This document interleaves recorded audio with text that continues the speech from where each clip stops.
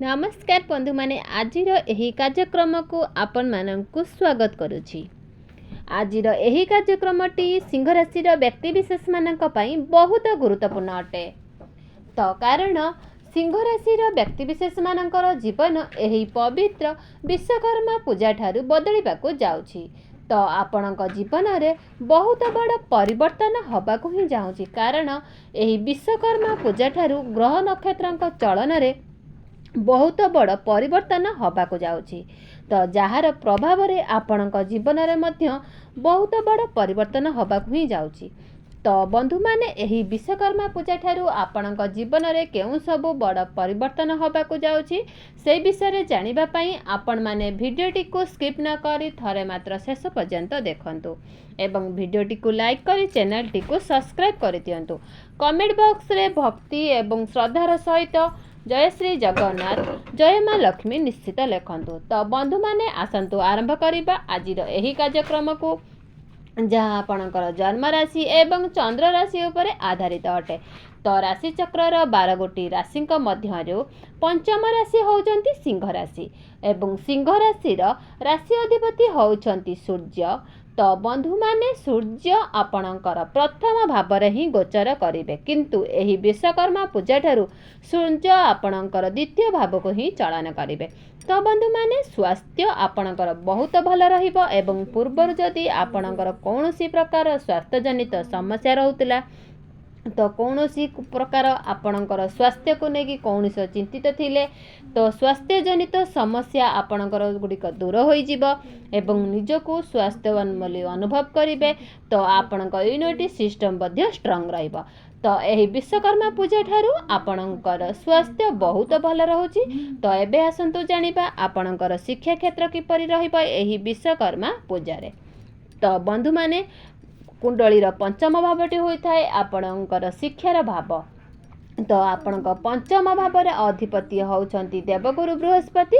तो गुरु आपणकर एकादश भाव रे लाभ स्थान रे ही गोचर करूछंती। तो कुंडली रे एकादश भावटी को सबुठारु भल बोली मना जाय न थाए, तो अत्यंत शुभ स्थान बोली भी मना जाय थे। तो बुद्धिर कारक ग्रह बुध मध्य आपणकर द्वितीय भाव रे बहुत भल स्थिति रे ही अछंती। तो विश्वकर्मा पूजा ठारू आपणकर शिक्षा क्षेत्र पई बहुत अधिक शुभ फल रहुछि। तो एही विश्वकर्मा पूजा परे जदि आपणकर कौनसी एग्जाम रही तो एग्जाम आपणक पई बहुत भल रहिबो। जदि आपण कौनसी कॉम्पिटिटिव एग्जाम दउचंती, कौनसी भी माने परीक्षा भी दउचंती, कौनसी सरकारी परीक्षा दउचंती, तो निश्चित भाव रे आपणकर स्थिति उत्पन्न हेबे। तो शुक्र आपणकर प्रथम भाव रे ही रहउचंती, तो बुध आपणकर द्वितीय भाव रे ही रहिबे। तो बृहस्पतिंकर दृष्टि आपणकर पंचम भाव उपर ही रहिबो। तो एही विश्वकर्मा ठरे पूजा परे आपणकर शिक्षा क्षेत्र पई बहुत समय भल रहुछि। तो जदि आपण कौनसी एडमिशन नबाकू चाहुचंती, कौनसी फॉर्म फिलअप करबाकू चाहुचंती, जदि विश्वकर्मा पूजा पर को करंतु देखिबे आपणकर अधिक शुभ फल प्राप्ति हबो। तो एबे आसंतु जानिबा आपणकर प्रेम जीवन किपरि रहिबो एही विश्वकर्मा पूजा रे। तो बंधु माने कुंडलीर पंचम भावटी आपणकर शिक्षार भाव होई सहित आपणकर पंचम भावटी होता है आपणकर प्रेम जीवनर भाव। तो आपणकर प्रेम जीवनर भाव होउचंती जेहेतु प्रथम भावर अत्यंत गुरु, तो एकादश भाव रे ही गोचर करूचंती एवं सूर्य आपणकर द्वितीय भाव रे ही रहउचंती। तो आपणक प्रेम जीवन रे मध्य एही विश्वकर्मा पूजा ठारू बहुत भल रहिबो, कारण गुरु आपणकर एकादश भाव रे ही रहिछंती। तो सूर्य आपणकर गुरुक ठारू चतुर्थ भाव रे ही चलन करता। निश्चित भाव रे आपणकर मध्य रे अंडरस्टैंडिंग बहुत भल रहिबो, काल तालमेल भी बहुत भल रहिबो, आपणक परस्पर को भी बुझी पारिबे। पूर्वरु जदि आपणकर प्रेम जीवन रे कौनसी प्रकार मिसअंडरस्टैंडिंग थिला, तो कौनसी प्रकार मनांतर कि मतांतर थिला, कौनसी प्रकार भी आपणकर बौद्धिक माने मतांतर थिला, तो बहुत शीघ्र दूर हो जिवो। आपणक मध्य जदि कथावार्ता बंद हो जायतिला कि ब्रेकअप हो जायतिला, तो पुनर्बार आपणक मध्य रे पुणी फेरी आसीबा आपणकर स्वभाव। तो सूर्य आपणकर द्वितीय भाव रे रहितबा हेतु जो आपण टिके माइंड टिके स्थिर रहिबनी। तो आपणक बाणी उपरे टिके माने संजत रखंतु। तो आपण आपणकर एपरि किछि कहि देई पारंती जहा कि आपणको तांको खराब लागि पारे। तो आपणकर आग्रसन उपरे टिके क्रोध उपरे टिके नियंत्रण रखंतु। तो एबे आसंतु जानिबा आपणकर वैवाहिक जीवन किपरि रहिबो एही विश्वकर्मा पूजा परे। तो बंधु माने कुंडली सप्तम भावटी होइथाय आपणकर वैवाहिक जीवनर भाव। तो आपण जीवन साथीर भाव। तो आपणक सप्तम भावर अधिपति होउछंती शनि। शनि आपणकर कुंडलर अष्टम भावर ही गोचर करूछंती एवं आपणकर सप्तम भावर गोचर करूछंती राहु।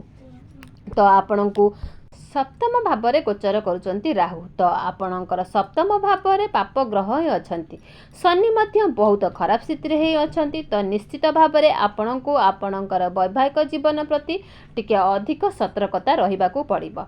बंधु माने शनि आपणकर अष्टम भावरे गोचर करूथुबा फलरे आपणकर वैवाहिक जीवन रे किछि माने भूल मजंत देखा दे पारे।